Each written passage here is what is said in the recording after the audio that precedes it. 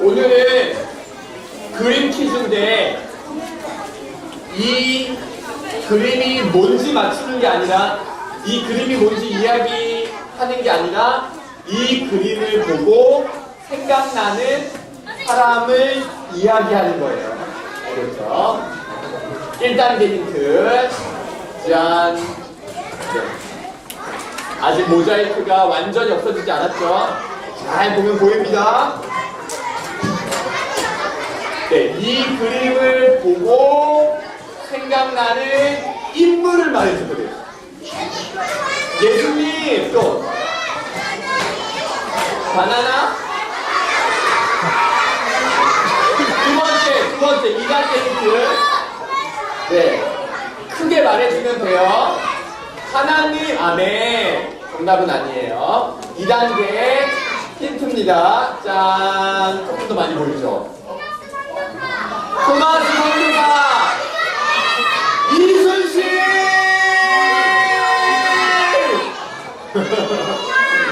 이순신도 나왔고요. 토마스 선교사님 십자가. 그러면 더 많이 보여줄게요. 짠! 이순신! 정답입니다. 맞아요. 이 사진은 거북선 있죠. 그래서 이 사진을 보고 생각나는 인물은 23번 바다에서 전쟁을 해서 한 번도 진 적이 없는 이순신 장군님 이야기로 시작을 하려고 해요. 네, 아주 유명한 전쟁 중에 하나를 소개하려고 하는데 바로 명량대첩이에요. 명량대첩. 명량대첩이 어떤 전쟁이냐면 이순신 장군에게는 배가 12척밖에 없었어요. 그런데 우리나라를 공격해 오려고 하는 일본의 배는 총 몇 척이에요? 133척. 아침에 눈을 뜨고 바다를 보니까 133척이나 되는 일본의 배가 우리나라를 공격하고 있는 거예요. 그래서 이때 왕이었던 선조 대왕은 뭐라고 했냐면 우리나라 지금 수군 배에서 싸울 수 있는 군대가 너무 약하니까 포기하고 육지에서 싸우는 군대랑 합쳐라, 이렇게 이야기했는데 이순신 장군이 이렇게 이야기한 거예요. 우리에게는 아직 12척의 배가 있습니다. 그리고 이 전투에서 어떻게 돼요? 승리하죠. 그런데 이 명량대첩이 1597년이니까 아주 오래전, 400년 전에 있었던 이야기잖아요. 이 이야기를 우리가 어떻게 할 수 있나요? 우리는 이 전투에 참여해보지 않았고 이순신 장군을 얼굴로 본 적도 없고 이때 태어나지도 않았는데 어떻게 할 수 있죠? 기록, 또 책, 일기, 난중일기. 맞아요, 난중일기. 7년 동안 이순신 장군이 쓴 기록, 일기를 보면 1597년 9월 16일 날 우리가 이날 태어나진 않았고 이날 전쟁에서 싸워보진 않았지만 기록이 남아있는 거예요. 기록과 목격까지 있는 거죠. 어떤 기록이 있냐면 적선, 적의 배 130여 척이 우리 배들을 둘러쌌다. 우리가 그때 태어나지는 않았지만 우리가 그때 바다의 전투에 참가한 적은 당연히 없지만 우리가 알 수 있는 건 바로 기록이 남아있기 때문이에요. 우리나라 대한민국이라는 이름을 갖기 전에 우리나라 이름이 조선이라는 이름이 있었는데 600년 전 이야기예요. 600년 전에 조선의 세 번째 왕인 태종대왕이 말에서 떨어진 사건이 있었어요. 몇 년 전이요? 600년 전에! 600년 전에 사냥을 갔다가 말에서 떨어진 사건이 있었는데 이 사건을 우리 600년 전에 태어나지도 않은 우리가 어떻게 또 알 수 있을까요? 기록이 있기 때문이에요. 기록. 조선 왕조실록에는 조선의 27분의 모든 왕들의 기록이 적혀 있는데 그 그 기록과 목격자들이 있기 때문이에요. 이렇게 적혀 있어요. 태종대왕의 모든 이야기와 또 그때 있었던 이야기들을 사관이라고 불리우는 사람들이 기록을 했는데 어느 날 태종실록 7권에 있는 내용이에요. 태종 4년 태종대왕이 왕이 된 지 4년 2월 8일 날 날짜까지 적혀있죠. 정확한 기록을 해서 2월 8일에 이런 일이 있었어요. 왕이 신이 활과 화살을 가지고 말을 달려 노루를 쏘다가 말이 거꾸러짐으로 인하여 말에서 떨어졌으나 상하지는 않았다. 다치지 않았다는 뜻이에요. 좌우를 돌아보며 말하기를 사관이 알게 하지 말라 하였다. 무슨 내용이에요? 이렇게 지금 사냥을 가다가 노루를 쫓아다가 말에서 딱 떨어졌는데 항상 왕 곁에는 누가 쫓아다니고 있었냐면 사관이라는 신하가 쫓아다니면서 오늘은 왕이 무슨 말을 했지? 오늘 왕은 어떤 일을 했지? 왕의 오늘 감정은 어떨지 쓰고 있는데 왕이 말에서 떨어지니까 창피해요, 안 창피해요? 창피해요. 이거는 기록에 남기지 않았으면 좋겠는데 내가 말에서 떨어진 건 너무 창피한데 그래서 이렇게 말한 거예요. 내가 말에서 떨어진 걸 사관이 알게 하지 말라. 근데 그 이야기를 누가 들었어요? 사관이 들었어요. 그래서 이 말을 한 것까지 적은 거예요. 오늘 왕이 말에서 떨어졌는데 나보고 적지 말라고 했어요. 다 그런 걸 몽땅 다 적은 거예요. 우리가 이때 살진 않았지만 기록과 목격자가 있기 때문에 600년 전에 어떠한 일이 있었는지 우리가 알 수 있는 거예요. 지난주에 열매축제가 있었어요. 이거는 2부 사진이 아니라 3부 사진이에요. 3부는 언제 예배 드리냐면 1시에 예배를 드려요.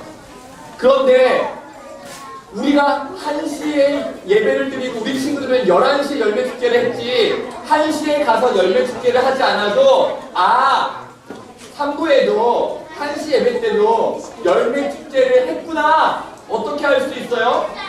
목격자와 기록이 있기 때문에. 예전에는 글로 기록을 남겼다면 지금은 이렇게 사진으로도 이 3부 친구예요. 3부 친구, 3부 찬양팀 사진으로도 기록을 남기잖아요. 그리고 목격자가 있어요. 135명의 목격자. 지난주 3부 예배, 1시 예배에 예배를 드린 선생님과 친구들 합치니까 135명의 목격자가 있는 거예요. 거짓말을 너무 잘하는 양치기 소년 같은 거짓말 잘하는 친구가 한 명이 딱 목격자가 있어서 나 지난주에 열매축제 했다 이렇게 한 명만 이야기했다면 이거는 거짓말인지 진짜인지 헷갈릴 수도 있지만 135명의 목격자가 있다면 이건 사실인 거예요. 130명이 동시에 봤다면 이거는 거짓말로 우리가 이야기하기에는 목격자가 너무 많은 거예요. 그러면 성경은 어떨까요? 예수님을 목격한 사람도 있을까요? 예수님의 이야기도 난중일기나 조선왕조 실록처럼 유대인의 역사책에 기록이 되어 있을까요? 오늘 먼저 성경의 목격자들을 찾아볼게요. 한번 읽어볼까요? 준비 시작. 장사 지낸 바 되셨다가 성경대로 사흘 만에 다시 살아나사 게바에게 보이시고 후에 12 제자에게와 그 후에 500여 형제에게 일시에 보이셨나니 그 중에 지금까지 대다수는 살아있고. 예수님이 부활하신 다음에 부활하신 예수님을 동시에 본 사람이 몇 명이라고요? 500명이 넘어요.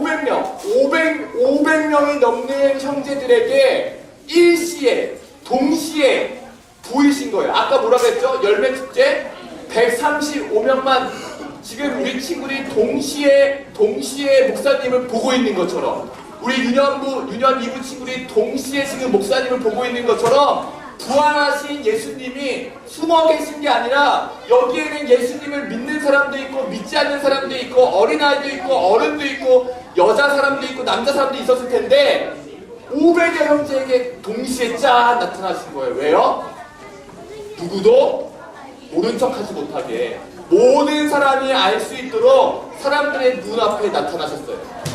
그러면 사관처럼 태종대왕이 사냥을 하다가 말에서 떨어진 것을 기록하는 사관처럼 이스라엘 사람들 중에도 역사를 기록하는 역사가가 있었을까요? 있었어요. 그 중에 가장 유명한 사람이 바로 요세푸스라는 사람이에요. 요세푸스는요, 예수님을 믿지 않는 사람이에요. 교회에 다니지 않는 사람이에요. 하나님을 믿지만 예수님을 믿지 않는 요세푸스라는 역사가가 있었어요. 그런데 이 요세푸스라는 역사가가 쓴 유대 고대사, 역사책처럼 유대 고대사 18권 3장 3절에 보면 이러한 내용이 있어요. 이 시대에 예수라고 불리는 편인 지혜로운 사람이 있었다. 사랑하는 친구, 예수님은 성경 속에만 나타나는 사람이 아니에요. 성경 속에서만 나타나는 분이 아니세요. 실제로 하나님께서 이 세상에 보내신 것을 예수님을 믿지 않지만 역사가는 역사를 기록해야 되잖아요. 예수님을 믿지 않아도, 예수님을 싫어해도 역사가는 눈에 보이는 역사를 기록해야 되니까, 예수님이 눈앞에 보이니까 많은 사람들이 예수님을 따르는 제자가 되어서 예수님이라는 이름을 유대 역사책에 적을 수밖에 없는 거예요. 성경이 아니라 유대 고대사에도 예수님의 이름이 나올 수밖에 없는 거예요. 그리고 여기에 이러한 내용이 있어요. 빌라도는 빌라도 많이 들어봤죠. 빌라도는 그를 정죄하여 십자가에 못 박혀 죽도록 하였다. 빌라도라는 이름도요, 실제 인물이에요. 성경 속에서만 나오는 게 아니에요. 성경 속에서만, 얘들아, 예수님이 십자가에 죽었다라는 걸 성경만 우리에게 알려주는 게 아니라 그 당시에 살았던 역사가는, 그 당시에 살았던 사람들은 이 사실을 눈으로 보면서 내가 예수님을 믿든 예수님을 믿지 않든 예수님을 사랑하든 예수님을 싫어하든 눈에 보이는, 그리고 수많은 목격자들이 있는 이 역사의 기록을 남길 수밖에 없었어요. 왜냐하면 너무나 위대한 사건이니까. 마치 세종대왕이 훈민정음을 발표했을 때 그것을 역사책에 기록할 수밖에 없어요. 대통령이 당선되었을 때에 그 대통령을 좋아하는 사람이든 싫어하는 사람이든 쓸 수밖에 없는 사실인 거예요. 예수님이 십자가에 죽으신 것과 그 다음에 뭐라고 나와요? 십자가에 못 박혀 죽은 지 3일 만에 그들에게 나타났고, 십자가에서 죽으시고 부활하신 것을 역사책에 쓸 수밖에 없는 거예요. 사실이니까. 어떤 친구들은요, 예수님을 보여달라고 그래요. 야, 예수님은 성경에만 나오는 거 아니야? 실제로 정말 태어난 거 맞아? 너희들이 거짓말로 지어낸 거 아니야? 종교를 만든 거 아니야? 아니에요. 예수님은 실제로 사람들의 눈앞에 33년 동안 사셨고, 십자가에서 죽으신 거를 수많은 사람들이, 이거는 예수님을 믿는 사람에게만 보여준 성경에만 적혀있는 내용이 아니라고요. 모든 사람들이 눈으로 봤어요. 모든 사람들이 알고 있었어요. 그리고 그 예수님이 3일 만에 말도 안 되게 기적적으로, 한 번도 이러한 일이 없었는데 다시 살아나셨다라는 이 엄청난 사건을 500명이 넘는 사람이 동시에 부활하신 예수님을 눈으로 보기도 했고, 유대인 역사가 요세푸스는 예수님을 믿지 않지만, 예수님을 따르는 기독교도 아니에요. 그리스도인도 아니지만 적을 수밖에 없어요. 사실입니다. 사랑하는 친구들, 그러면 예수님은 왜 십자가에서 죽으셨고 부활하셨을까요?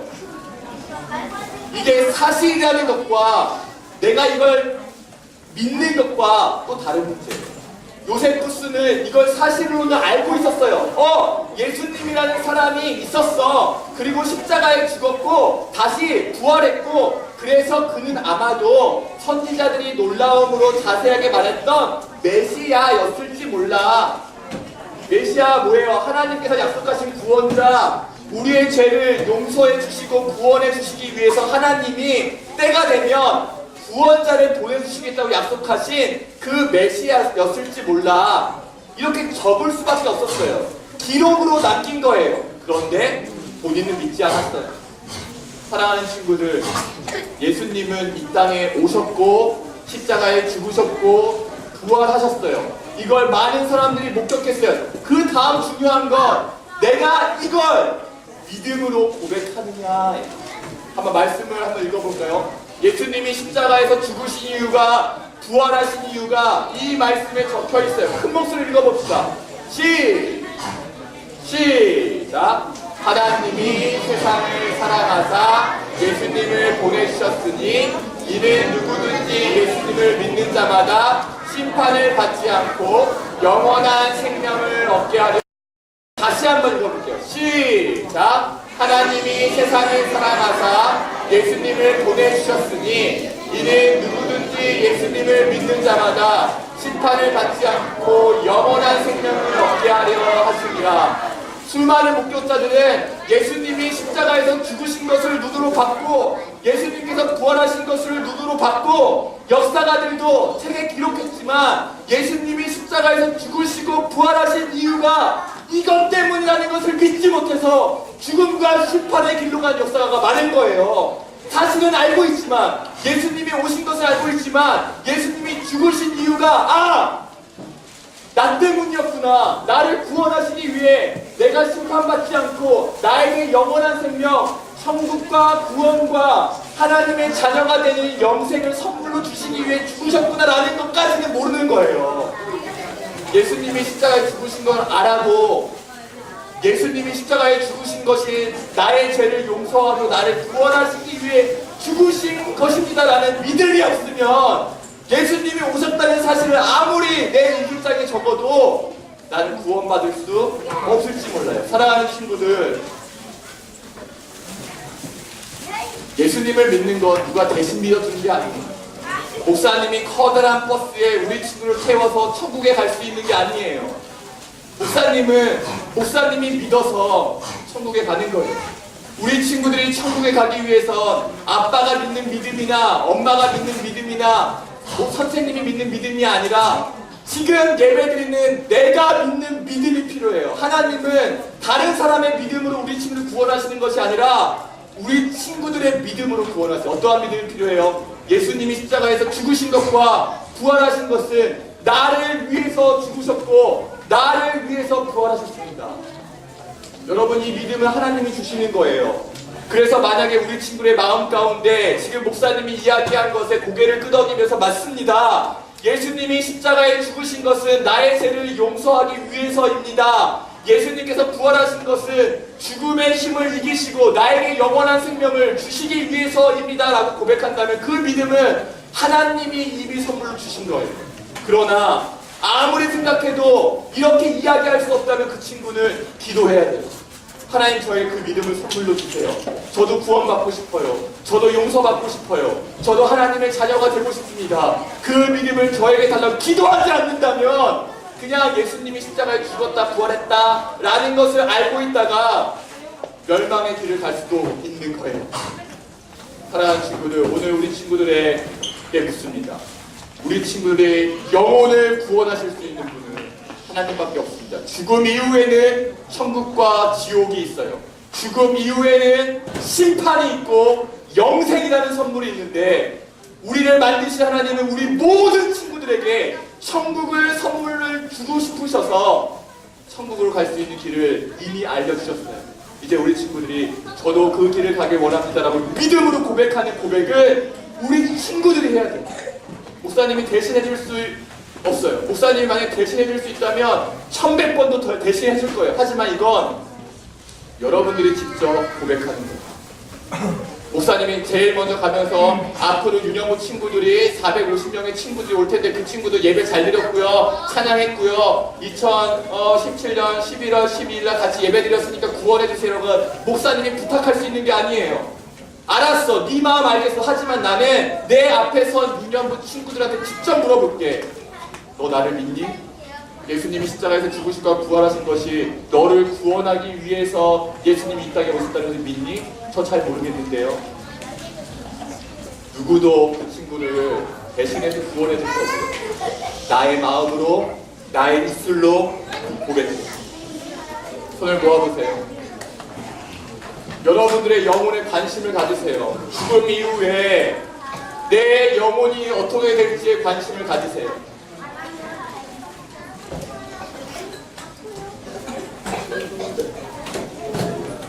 다 눈을 감고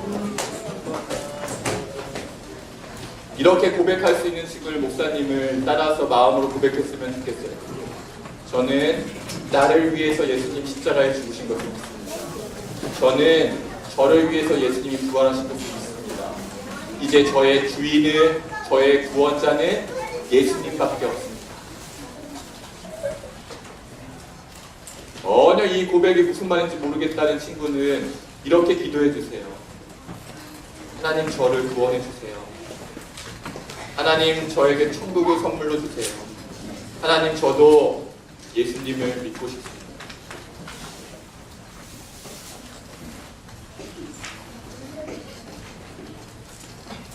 어떠한 기도를 해야 될지 모르는 친구는 이렇게 기도하세요. 하나님, 저도 예수님을 믿고 싶습니다. 저에게 믿음을 주세요. 우리 가족이 구원을 받았으면 좋겠습니다. 제가 아는 사랑하는 친구들이 구원을 받았으면 좋겠습니다. 오늘 교회에 저 혼자 나왔는데 집에 계신 아빠, 엄마, 할아버지, 할머니도 예수님을 믿었으면 좋겠습니다. 얘야.